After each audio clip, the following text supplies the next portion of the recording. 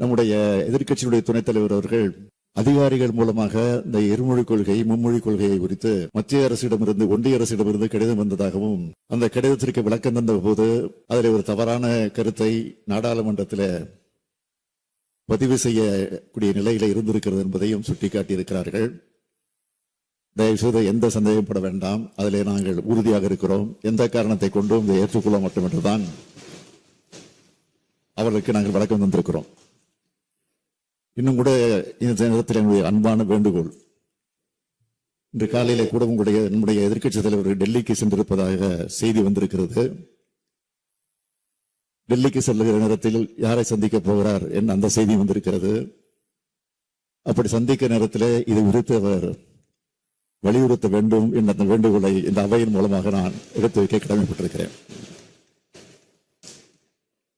மாண்புமிகு பேரவைத் தலைவர் அவர்களே,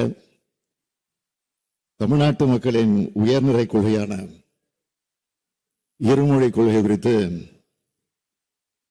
மாமன்ற உறுப்பினர்கள் தெரிவித்த கருத்துக்களோடு தமிழ்நாடு அரசு முழுமையாக உடன்படுகிறது என்பதை இந்த மாமன்றத்தில் நான் மீண்டும் உறுதி செய்கிறேன். தமிழும் ஆங்கிலம் தான் தமிழ்நாட்டினுடைய இருமொழி கொள்கை, அதில் எந்த மாற்றமும் இல்லை.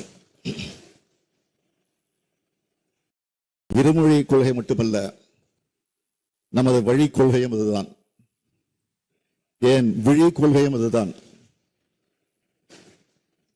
எந்த பழிச்சொல் சொன்னாலும் என் உயிர் கொள்கையில் விட்டு தர மாட்டோம், விட்டு விலக மாட்டோம் என்பதை மாமன்றத்தில் உறுதியாக மீண்டும் மீண்டும் நான் பதிவு செய்கிறேன். இந்தியை ஏற்காவிட்டால் பணம் தர மாட்டோம் என்று மிரட்டினாலும் பணமே வேண்டாம், தாய்மொழி காப்போம் என்ற அந்த உறுதியை